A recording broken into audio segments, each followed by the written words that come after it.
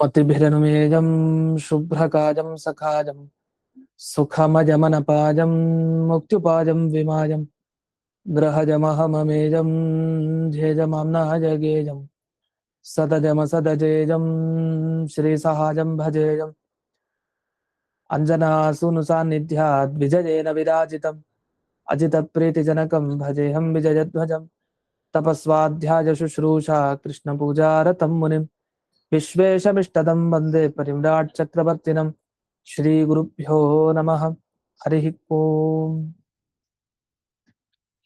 जन्माद्यस्य जतोऽन्वयादितरतश्चार्थेष्वभिघ्नस्वराट् तेने ब्रह्महृदाय आदिकवये मुह्यन्ति जं सूरजः तेजो वारिमृदां यथा विनिमयो यत्र त्रिसर्गो मृषा धाम्ना स्वेन सदा निरस्तकुहकं सत्यं परं धीमहि ॐ स्वस्त्यस्तु सताम् अशेष सन्मङ्गलानि भवन्तु सम्यक् श्लोकैकश्रवणपठनमात्रेण वक्तुश्च श्रोतॄणां निखिलकलिकृतकल्मष अपनोदनपटुतले श्रीमद्भागवते महापुराणे तृतीयस्कन्धे दशमाध्याये अद्य कथानुवादे सति किञ्चित् पूर्वकथानुवादः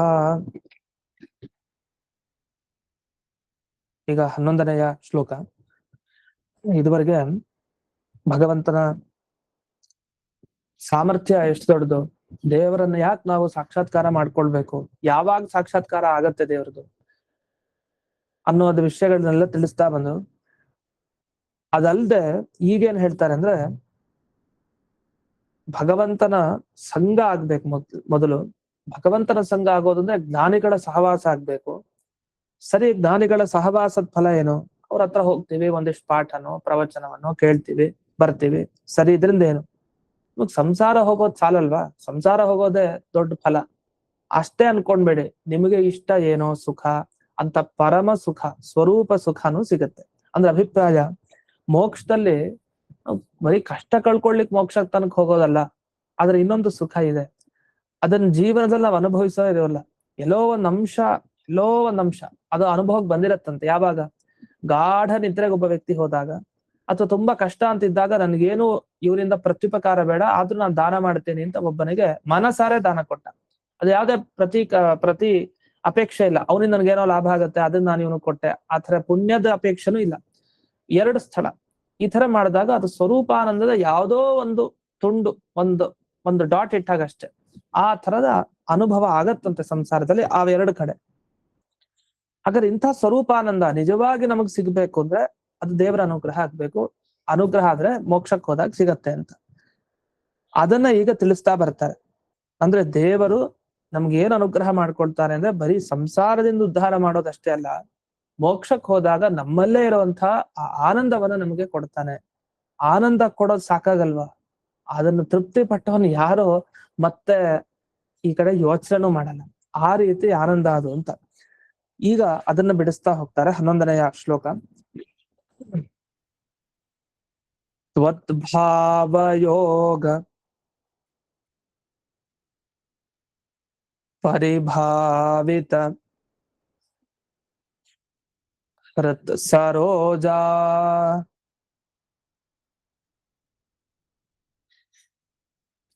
ಯೇ ಸತ್ ಶ್ರುತೆ ಕ್ಷಿತ ಪಥಾ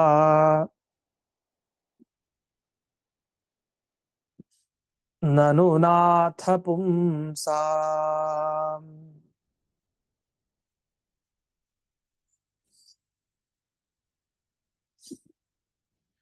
ಯದ್ಯದ್ಧಿಯಾತ ಉರುಗಾಯ ವಿಭಾವಯಂತಿ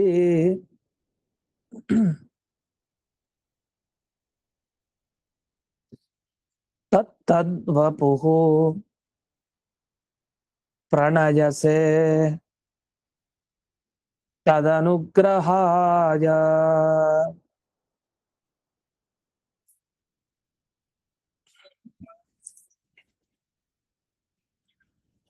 ಅಂದ್ರೆ ಆತ್ಮ ತಾನು ಸ್ತೋತ್ರ ಮಾಡಿಸ್ಕೊಳ್ಬೇಕು ಅಂದ್ರು ಒಂದಿಷ್ಟು ಯೋಗ್ಯತೆಯನ್ನ ಪಡ್ಕೊಳ್ಬೇಕಂತೆ, ಇಲ್ಲಾಂದ್ರೆ ಅವ್ನ್ ಸ್ತೋತ್ರನು ಮಾಡಿಸ್ಕೊಡಲ್ವಂತೆ.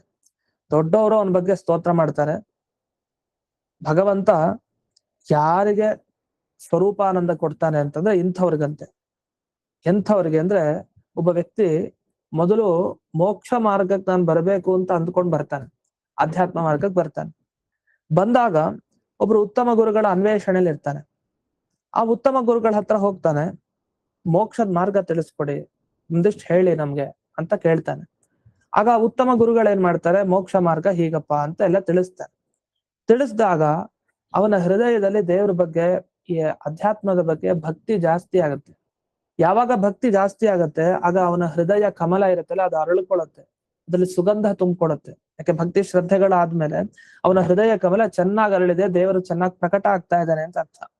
ಆಗ ಆ ಹೃದಯ ಕಮಲ ಅರಳಿದ್ಮೇಲೆ ಆ ಭಕ್ತ ಯಾರು ಉಪದೇಶ ಚೆನ್ನಾಗಿ ಕೇಳಿ ಕೇಳಿ ಕೇಳಿ ಧ್ಯಾನ ಮಾಡ್ಲಿಕ್ಕೆ ಶುರು ಮಾಡ್ತಾನೆ, ಅವನು ಯಾವ ರೂಪ ಧ್ಯಾನ ಮಾಡ್ತಾನಲ್ಲ, ಅದೇ ಅವನ ಬಿಂಬ ರೂಪ, ಹೃದಯ ಕಮಲದಲ್ಲಿರೋ ರೂಪ. ಅದು ಅವನಿಗೆ ಅದು ಅರ್ಥ ಆಗತ್ತೆ, ಓ ನಾನು ಈ ರೂಪ ಧ್ಯಾನ ಮಾಡ್ಬೇಕು ಅಂತ ಅವನಿಗೆ ಆ ಬುದ್ಧಿ ಬರುತ್ತೆ. ಯಾಕೆ ಉತ್ತಮ ಗುರುಗಳ ಆಶೀರ್ವಾದ ಅದು. ಆಯ್ತು, ಧ್ಯಾನ ಮಾಡಿದ್ಮೇಲೆ ಆ ರೂಪದಿಂದಲೇ ನೀನ್ ದರ್ಶನ ಕೊಡ್ತೀಯ ಅವ್ರಿಗೆ. ಕೊಟ್ಟಾದ್ಮೇಲೆ ಅನುಗ್ರಹವನ್ನು ಮಾಡ್ತೀಯ. ಯಾರಿಗೆ? ಆ ಜೀವರಿಗೆ. ಹೇಗೆ ನಿನ್ನ ಶರೀರ ಇರುತ್ತಲ್ಲ, ಆ ತರದ ಉತ್ತಮ ಶರೀರ ಅವ್ರಿಗೂ ಸಿಗತ್ತೆ ಧ್ಯಾನ ಮಾಡಿದವ್ರಿಗೆ. ಅವ್ರಿಗೆ ಮುಕ್ತಿಯಲ್ಲಿ ಆ ಶರೀರ ಕೊಡ್ತೀಯ, ಇಲ್ಲಿ ಕೊಡಲ್ಲ, ಸಂಸಾರದಲ್ಲಿ ಅಷ್ಟೇ. ಈ ರೀತಿ ಭಗವಂತನನ್ನ ನಾವು ಒಲಿಸ್ಕೊಳ್ಳೋ ಬಗೆ ಏನು ಅಂತಂದ್ರೆ, ಮೊದಲು ಕೇಳೋದು ಅಂತ, ಶ್ರವಣ, ಶಾಸ್ತ್ರ ಪಾಠ ಕೇಳ್ಬೇಕು ಅಂತ ಮೊದಲನೇ. ಆ ಶಾಸ್ತ್ರ ಪಾಠ ಕೇಳಿ ಕೇಳಿ ಅಷ್ಟಕ್ಕೆ ನಿಲ್ಲಿಸಿದ್ರೆ ಉಪಯೋಗ ಇಲ್ಲ, ಮನನ ಮಾಡ್ಬೇಕಂತೆ ಚೆನ್ನಾಗಿ. ಆ ಶಾಸ್ತ್ರದಲ್ಲಿ ಏನು ಹೇಳಿದ್ದಾರೆ ಮತ್ತೆ ಮನನ ಮಾಡ್ತಾನೆ ಇರ್ಬೇಕು, ಅಭ್ಯಾಸ ಪುನಃ ಪುನಃ ನೋಡ್ತಾ ಇರ್ಬೇಕು ಮತ್ತೆ. ಅದ್ 1000 ಅಲ್ಲ, 1,00,000 ಅಲ್ಲ, ಅದು ಹೋಗ್ತಾ ಇರತ್ತೆ ಅಷ್ಟೇ, ಅದಕ್ಕೆ ಎಂಡಿಲ್ಲ. ಮತ್ತೆ ಅದು ನೋಡಿದ ವಿಷಯನೇ ಇನ್ನೊಮ್ಮೆ ನೋಡ್ತಾ ಇರ್ಬೇಕು, ಯಾಕಂದ್ರೆ ಇನ್ನೂ ಸ್ಪಷ್ಟತೆ ಸಿಗತ್ತೆ. ಇದಾದ್ಮೇಲೆ ಧ್ಯಾನಕ್ಕೆ ಕೂತ್ಕೊಳ್ತಾನೆ. ಆ ಧ್ಯಾನಕ್ಕೆ ಕೂತ್ ಮೇಲೆ ದೇವರ ಅನುಗ್ರಹ ಆಗತ್ತೆ. ಅನುಗ್ರಹ ಆದ್ಮೇಲೆ ಆ ಬಿಂಬರೂಪಿ ಪರಮಾತ್ಮ ತಾನು ಮೋಕ್ಷಕ್ಕೆ ಕರ್ಕೊಂಡು ಹೋಗ್ಬಿಡ್ತಾನೆ ಅಂತ ಇಷ್ಟು ವ್ಯವಸ್ಥೆ. ಹಾಗಾದ್ರೆ ಮೊದಲನೇ ದೇವ್ರೇನ್ ಹೇಳಿದ್ರು ಅಂದ್ರೆ, ಮೊದಲು ಆ ಮಾರ್ಗಕ್ಕೆ ಬಂದು ಶಾಸ್ತ್ರ ಶ್ರವಣ ಮಾಡಿ ಅಂತ ಇಲ್ಲಿ ಬ್ರಹ್ಮದೇವರು ತಾವು ಇದನ್ನು ತಿಳಿಸ್ತಾ ಇದ್ದಾರೆ. ಈಗ ಆ ಪದಾರ್ಥದ ಸ್ವಾರಸ್ಯ ನೋಡೋಣ. ಇದು ತಾತ್ಪರ್ಯ ಆಯ್ತು. ಪುಂಸಾಂ ನಾಥ ಅಂತ ಇಲ್ಲಿ ಪುರುಷೋತ್ತಮ ಅನ್ನೋದ್ರ ಬದಲು ಪುಂಸಾಂ ನಾಥ ಅಂತ ಇಲ್ಲಿ ಬಳಸಿದ್ದಾರೆ. ಪುಂಸಾಂ ಅಂದ್ರೇನು? ಪುರುಷ, ಪುರುಷರ ನಾಥ ಸ್ವಾಮಿ, ಅವನೇ ಪುರುಷೋತ್ತಮ. ಪುರುಷೋತ್ತಮನೇ. ಉರುಗಾಯ ಅಂತ ಇನ್ನೊಂದು ದೇವರಿಗೆ ಹೆಸರಿದೆ, ಅದನ್ನು ಇಲ್ಲಿ ಹೇಳಿದ್ದಾರೆ. ಉರುಗಾಯ ಅಂದ್ರೆ ಬ್ರಹ್ಮಾದಿ ದೇವತೆಗಳೆಲ್ಲ ಪೂರ್ಣ ಪೂರ್ಣ ನೀನು ಅಂತ ಹೇಳಿ ಸ್ತೋತ್ರ ಮಾಡ್ತಾ ಇರ್ತಾರೆ, ಗಾನವನ್ನ. ಇದನ್ನ ಉರು ಅಂದ್ರೆ ಚೆನ್ನಾಗಿ, ಅಥವಾ ಉರು ಅಂದ್ರೆ ಶ್ರೇಷ್ಠನಾಗಿ, ಗಾಯ ಅಂದ್ರೆ ಈ ಗಾಯ ಅಲ್ಲ, ಕನ್ನಡದ್ದು ಗಾಯ ಅಂದ್ರೆ ಗಾನ ಮಾಡಿಸ್ಕೊಳ್ಳೋ ನೀನು, ಉರುಗಾಯ ನೀನು ಅಂತ. ಉರುಗಾಯ ಶತಕ್ರತೋ ಅಂತ ವೇದ ಮಂತ್ರಗಳೆಲ್ಲ ಇದೆ, ಅಲ್ಲಿ ಉರುಗಾಯ ಅಂತ ಒಂದು ಶಬ್ದ ಬಳಸ್ತಾರೆ. ಇದು ವೇದದ ಶಬ್ದ, ಇದು ಅಪರೂಪದ್ದು, ಇಲ್ಲಿ ಬಳಸಿದ್ದಾರೆ ಭಾಗವತದಲ್ಲಿ. ಆದ್ರಿಂದಲೇ ಎಷ್ಟೋ ಸಲಿ ಈ ವೇದದಲ್ಲಿ ಬರೋ ಶಬ್ದ ಇಲ್ಲಿ ಬಂದಿದೆಯಲ್ವಾ ಅಂತ ಅನ್ಸುತ್ತೆ. ಅದು ಯಾಕೆ ಹಾಕ್ತಾರೆ ಹಾಗೆ ಅಂದ್ರೆ, ಇದು ವೇದ ತುಲ್ಯ ಅಂತ ಭಾಗವತ, ವೇದಕ್ಕೆ ಸಮಾನ. ಪುರಾಣ ಅಂದ್ಮೇಲೆ ಇದು ವೇದನೆ, 5ನೇ ವೇದ ಅಂತಾನೆ ಪರಿಗಣಿತ. ಆದ್ರೂ ಅದನ್ನೇ ಹೇಳಿದಂತೆ ಇದನ್ನ ಬರೆದಿದ್ದಾರೆ ಒಬ್ಬರು ಗ್ರಂಥಕರ್ತೃಗಳು ಇದಕ್ಕಿದ್ದಾರೆ. ವೇದಕ್ಕೆ ಗ್ರಂಥಕರ್ತೃ ಅಂತ ಯಾರು ಇಲ್ಲ, ಅದು ಅಪೌರುಷೇಯ, ಅದನ್ನ ಯಾರು ಬರ್ದಿದ್ದಲ್ಲ, ಅನಾದಿ ಕಾಲದಿಂದ ಇದೆ. ಸರಿ, ಈ 2 ಶಬ್ದಗಳನ್ನು ಹೇಳಿ ಉರುಗಾಯ ಪುಂಸಾಂನಾಥ ಅಂತೆಲ್ಲ ಸ್ತೋತ್ರ ಮಾಡ್ತಾ ಬ್ರಹ್ಮದೇವರು ಸತ್ ಶ್ರುತ ಈಕ್ಷಿತ ಪಥಾಹ ಅಂತ ಹೇಳ್ತಾರೆ.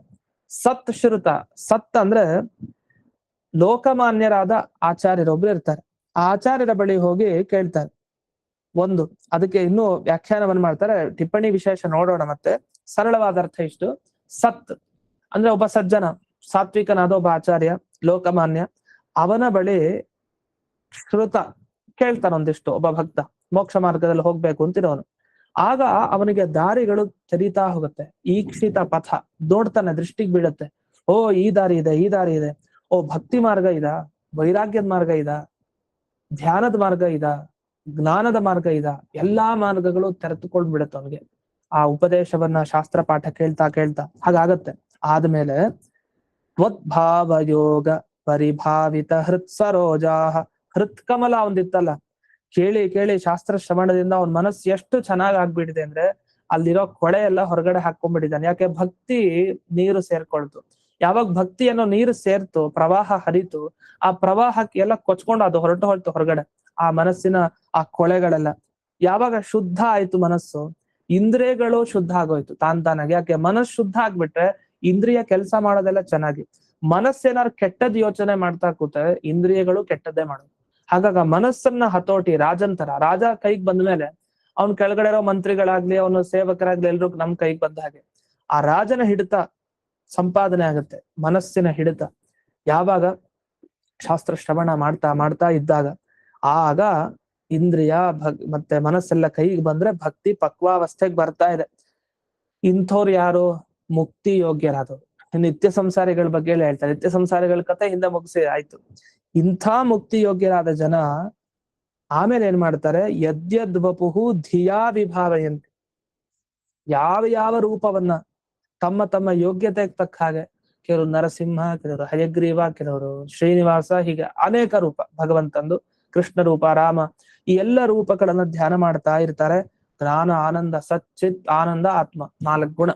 ಯಾವಾಗಲೂ ಮಾನುಷೋತ್ತಮರೇನು ಉಪಾಸನೆ ಮಾಡಕ್ ಅದನ್ನ ಮಾನುಷೋತ್ತಮರು ಮಾಡ್ತಾ ಇರ್ತಾರೆ. ವಿಭಾವಯಂತಿ, ತಮ್ಮ ಬುದ್ಧಿಯಿಂದ ಯಾವಾಗಲೂ ಅದನ್ನ ಯೋಚಿಸ್ತಾ ಇರ್ತಾರೆ, ಧ್ಯಾನ ಮಾಡ್ತಾ ಇರ್ತಾರೆ ಅಂತ. ಇದನ್ನ ಗಮನಿಸ್ಬೇಕು. ನಾವು ಗಾಯತ್ರಿ ಮಂತ್ರ ಜಪ ಮಾಡ್ತೀವಲ್ಲ, ಜಪ ಮಾಡ್ಬೇಕಾದ್ರೆ ಧಿಯೋ ಯೋ ನಃ ಪ್ರಚೋದಯಾತ್ ಬರುತ್ತಲ್ಲ. ಧಿಯೋ ಯೋ ನಃ ಪ್ರಚೋದಯಾತ್ ಏನ್ ಪ್ರಾರ್ಥನೆ ಮಾಡೋದು? ನಮ್ಮ ಬುದ್ಧಿಯನ್ನ ಪ್ರಚೋದನೆ ಮಾಡಪ್ಪ ದೇವ್ರೆ. ನಾವು ಬುದ್ಧಿಯನ್ನು ಪ್ರಚೋದನೆ ಮಾಡೋದರ ತಾತ್ಪರ್ಯ ಏನು ಅಂದ್ರೆ, ತತ್ಸವಿತರು ಸೂರ್ಯನಾರಾಯಣನ ಚಿಂತನೆ, ಸೂರ್ಯನ ಒಳಗಡೆ ಇರುವಂತಹ ನಾರಾಯಣನ ಚಿಂತನೆ ಮಾಡಿ ನಾರಾಯಣನ ಬಳಿ ಅನುಗ್ರಹ ನಾವು ಬೇಡ್ತಾ ಇರೋದು, ಅನುಗ್ರಹ ಮಾಡುವಂತ. ಅನುಗ್ರಹ ಏನು? ಧಿಯಃ ನ ಪ್ರಚೋದನೆ, ನಮ್ಮ ಬುದ್ಧಿಗಳನ್ನ ಪ್ರಚೋದನೆ ಮಾಡುವಂತ. ಬುದ್ಧಿ ಪ್ರಚೋದನೆ ಅಂದ್ರೆ ಯಾಕೆ ಇಲ್ಲಿ ಹೇಳಿದ್ರು ನೋಡಿ, ಧಿಯಾ ವಿಭಾವಯಂತಿ. ಧಿಯ, ಈಗ ಮುಖ್ಯ ಯಾವುದು ಅಂದ್ರೆ, ನೀವು ಶಾಸ್ತ್ರ ಕೇಳ್ಬಹುದು, ಮನನ ಮಾಡ್ಬಹುದು, ಧ್ಯಾನ ಮಾಡ್ಬೇಕಾದ್ರೆ ಯಾವ ರೂಪ ಧ್ಯಾನ ಮಾಡ್ಬೇಕಲ್ಲ ಅದಕ್ಕೆ ನಿಮ್ಗೆ ಸರಿಯಾಗಿ ಬುದ್ಧಿ ಬೇಕು. ಆ ಬುದ್ಧಿ ಗಾಯತ್ರಿ ಮಂತ್ರದಿಂದ ನಮಗ್ ಸಿಗತ್ತೆ. ಆಗ ನಮಗ್ ಅರ್ಥ ಆಗತ್ತೆ, ಓ ಈ ರೂಪ ನಾನ್ ಮಾಡ್ಬೇಕಾ ಧ್ಯಾನ, ಈ ರೂಪವನ್ನ ಮಾಡ್ದಾಗ ನನ್ಗೆ ಈ ರೂಪ ನನಗ ಅನುಗ್ರಹ ಮಾಡೋ ರೂಪ ಅಂತ. ಯಾಕಂದ್ರೆ ಪ್ರತಿಯೊಬ್ಬರಿಗೂ ಬಿಂಬರೂಪ ಬೇರೆನೇ ಇರ್ಬೇಕು ಅಂತಿಲ್ಲ. ಇವಾಗ ಹರಿ ರೂಪ ಇದೆ, 1000 ಜನಕ್ಕೆ ಬಿಂಬರೂಪ ಹರಿನೇ ಆಗಿರ್ಬೋದು, 1000 ಜನಕ್ಕೆ ಹಯಗ್ರೀವನೇ ಆಗಿರ್ಬೋದು. ಪ್ರತಿಯೊಂದಕ್ ಬೇರೆ ಅಂತಾನೂ ಹೇಳಲಿಕ್ ಬರಲ್ಲ, ಒಂದೇ ಆಗಿರ್ಬಾರ್ದು ಅಂತಾನೂ ಇಲ್ಲ ಬಿಂಬರೂಪ. ಈ ತರ ಇದೆ ವ್ಯವಸ್ಥೆ. ಅಂತೂ ಒಂದೊಂದು ರೂಪವನ್ನ ಭಗವಂತ ಆಯಾಯ ಜೀವರ ಹೃದಯ ಕಮಲದಲ್ಲಿ ಇಟ್ಟಿರ್ತಾನೆ ಒಂದೊಂದು ರೂಪ. ಈ ರೂಪ ಯಾವುದು ಅಂತ ನಮ್ಮ ಧಿಯಾಹನ ಪ್ರಚೋದಯ, ಆ ಬುದ್ಧಿ ಬರ್ಬೇಕಲ್ಲ, ಅದಕ್ಕೆ ಗಾಯತ್ರಿ ಮಂತ್ರದ ಜಪ ಅಷ್ಟು ಮಾಡೋದು. ಲೌಕಿಕ ಬುದ್ಧಿ ಒಂದು ಸರಿ ಹೋಗ್ಬೇಕು ನಿಜ, ಯಾಕೆ ಅಧ್ಯಾತ್ಮ ಮಾರ್ಗಕ್ಕೆ ಬರ್ಬೇಕು. ಮೊದಲು ಅಂಥ ಬುದ್ಧಿ ಕೊಡು, ಆಮೇಲೆ ಓದೋ ಬುದ್ಧಿ ಕೊಡು, ಕೇಳೋ ಬುದ್ಧಿ ಕೊಡು, ಮನನ ಮಾಡೋ ಬುದ್ಧಿ ಕೊಡು, ಧ್ಯಾನ ಮಾಡೋ ಬುದ್ಧಿ ಕೊಡು, ಕೊನೆಗೆ ನಿಮ್ ರೂಪ ಯಾವುದು ಅಂತ ಅಂಥ ಬುದ್ಧಿ ಕೊಡು, ಧ್ಯಾನ ಮಾಡಿಸುತ್ತ. ಅದಕ್ಕೆ ಧಿಯೋ ಯೋನ ಪ್ರಚೋದಯ ಅಂತ ಮಾಡೋದು. ಅದನ್ನ ಸೂಕ್ಷ್ಮವಾಗಿ ಇಲ್ಲಿ ಏನ್ ಮಾಡಿದ್ದಾರೆ, ಯದ್ ವಪುಹು ಧಿಯಾ ವಿಭಾವಯಂತಿ. ಯಾವ ಯಾವ ಭಗವಂತನ ರೂಪವನ್ನ ಅವನು ತನ್ನ ಮನಸ್ಸಿನಿಂದ ಬುದ್ಧಿಯಿಂದ ತಾನು ಧ್ಯಾನ ಮಾಡ್ತಾನೋ, ತದನುಗ್ರಹಾಯ, ಹಾಗೇ ಮಾಡ್ತಾನೆ ಭಗವಂತ. ಆಯ್ತು, ಈ ರೂಪದಿಂದಲೇ ನಿನ್ಗೆ ಅನುಗ್ರಹ ಮಾಡ್ತೀನಿ ಅಂತ. ಅದೇ ಮಂಗಳ ಆಕಾರ ಅವ್ನು ಯಾವ್ದನ್ ಚಿಂತಿಸಿದ್ನೋ, ಧ್ರುವ ಮಹಾರಾಜ ಚಿಂತಿಸ್ದ, ವಾಸುದೇವ ರೂಪಿ ಪರಮಾತ್ಮ ಮುಂದ್ ಪ್ರಕಟ ಆಗೋದ. ಅಲ್ಲಿ ವಾಸುದೇವ, ಅಲ್ಲಿ ಹಯಗ್ರೀವ ಬರ್ಲಿಲ್ಲ. ಹಂಗಾದ್ರೆ ಒಬ್ಬೊಬ್ಬರಿಗೆ ಒಂದೊಂದು ರೂಪ, ವಾದಿರಾಜರಿಗೆ ಹಯಗ್ರೀವ, ಇನ್ನೊಬ್ಬ ತ್ರಿವಿಕ್ರಮ, ಈಗ ಒಬ್ಬೊಬ್ರಿಗೆ ಒಂದೊಂದು ನರಸಿಂಹ ದೇವ್ರು ಕೆಲವ್ರಿಗೆ. ಹಾಗಾದ್ರೆ ಇದೆಲ್ಲ ಬಿಂಬರೂಪ ಅಂತ ಹೇಳಿಕ್ ಬರಲ್ಲ. ಅಂತೂ ಆ ರೂಪದ ಉಪಾಸನೆನ ಅವ್ರು ಮಾಡ್ಕೊಂಡು ಒಬ್ಬೊಬ್ರು ಹೋದ್ರು. ಅವ್ರ ಬಿಂಬ ರೂಪ ಅವ್ರಿಗೆ ಗೊತ್ತು, ನಮಗ್ ಗೊತ್ತಿರಲ್ಲ. ಆಯಾಯ ಜ್ಞಾನಿಗಳಿಗೆ ಗೊತ್ತಿರತ್ತೆ. ಅವ್ರು ಹೇಳಿದ್ರೆ ನಮಗ್ ಅರ್ಥ ಆಗತ್ತೆ, ಓ ಬಿಂಬರೂಪ ಇವ್ರದ್ದು ಇದು ಅಂತ ಗೊತ್ತಾಗತ್ತೆ. ಹಾಗಂತ ಆ ಬಿಂಬರೂಪ ಅಲ್ಲ ಅಂತಾನು ಅಲ್ಲ, ಅವ್ರು ಹೇಳಿದ್ರೆ ನಮಗ್ ಗೊತ್ತಾಗೋದಷ್ಟೇ. ಇಲ್ಲಿ ಹೀಗೆ ಕೊನೆಗೆ ಆ ಭಗವದ್ ಭಕ್ತನಿಗೆ ನಿಜವಾದ ಬಿಂಬರೂಪ ಏನಿದೆ, ಆ ಬಿಂಬರೂಪವನ್ನ ಭಗವಂತ ತಾನು ವ್ಯಕ್ತ ಮಾಡ್ತಾನೆ.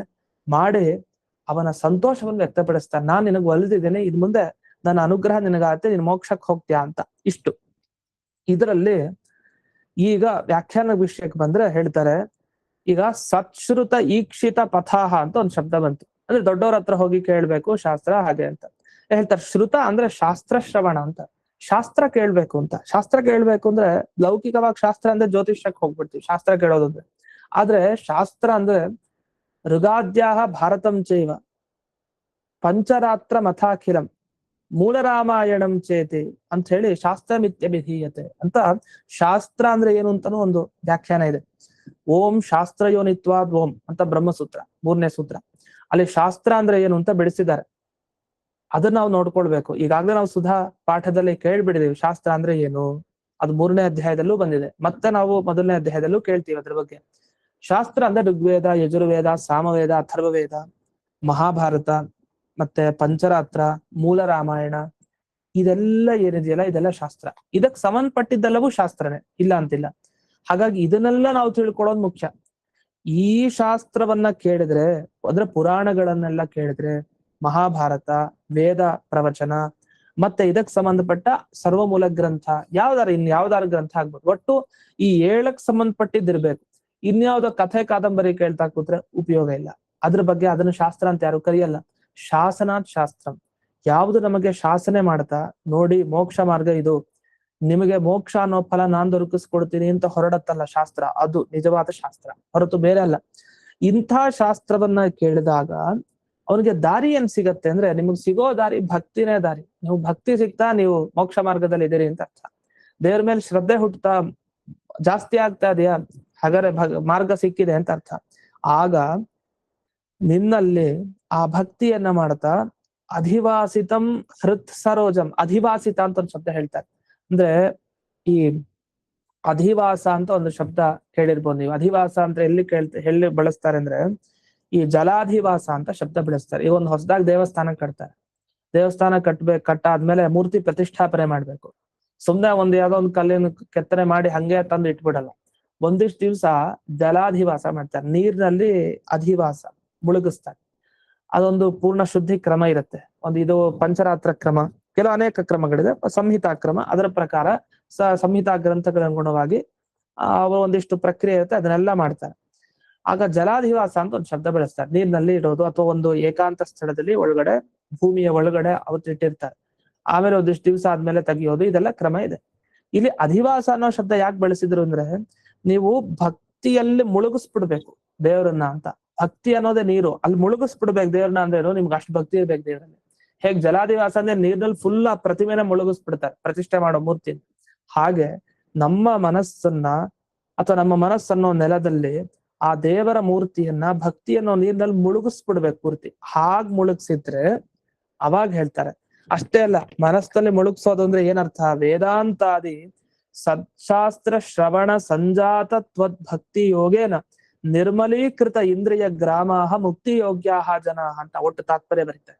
ಇದ್ರ ಅರ್ಥ ಏನಂದ್ರೆ, ವೇದಾಂತ ಎಲ್ಲ ಕೇಳಿದ್ವಿ. ವೇದಾಂತ ಅಂದ್ರೆ ಉಪನಿಷತ್ತು.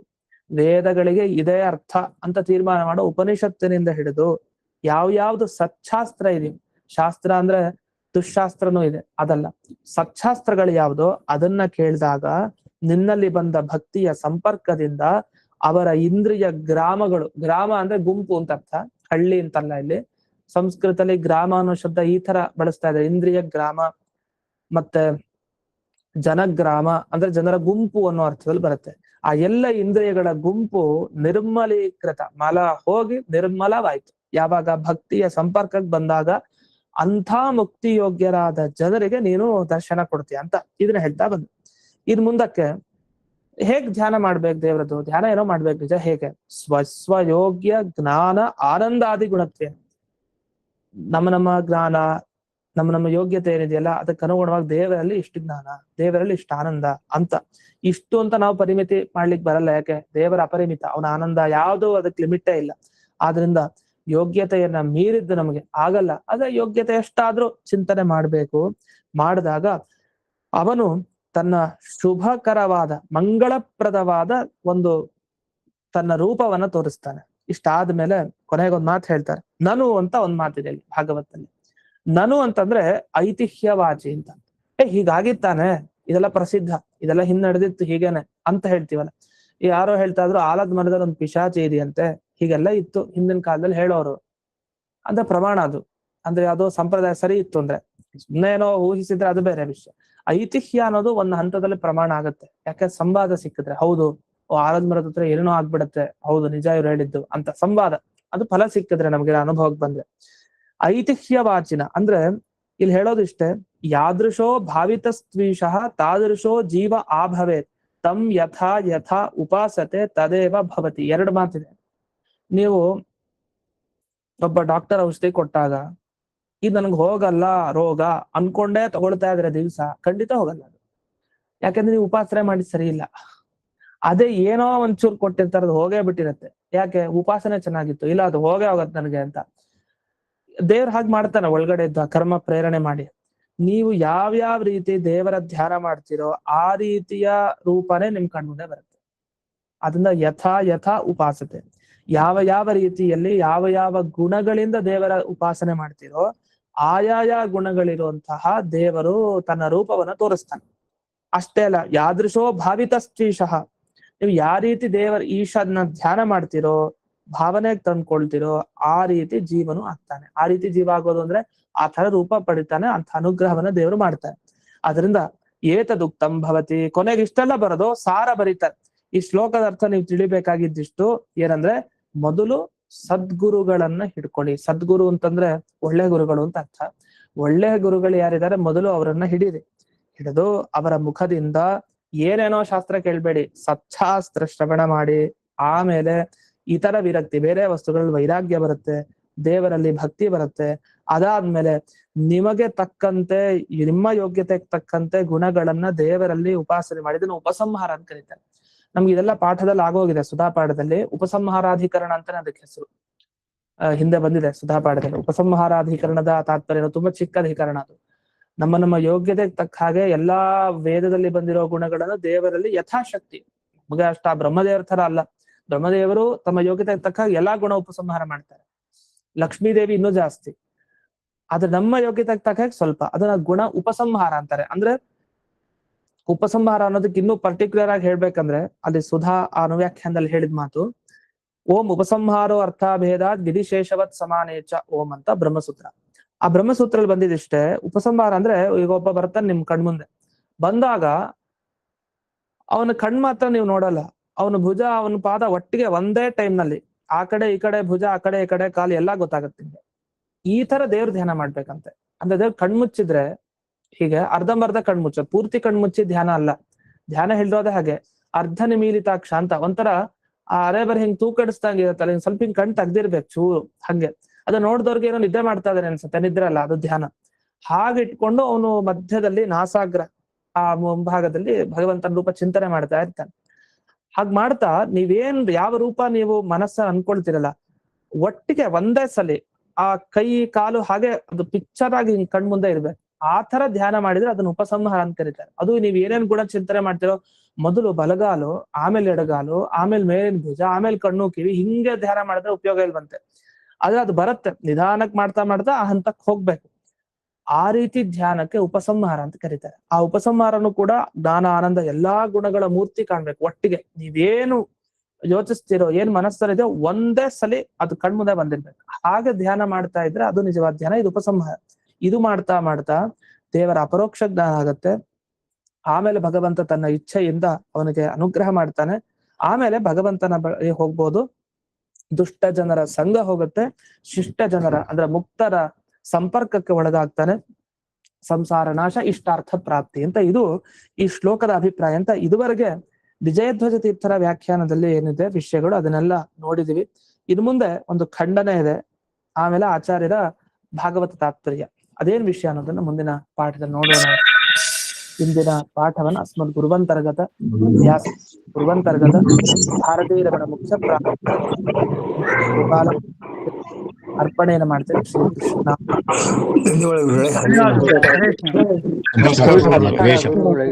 ನಮಸ್ಕಾರ ಆಚಾರ್ಯರೇ.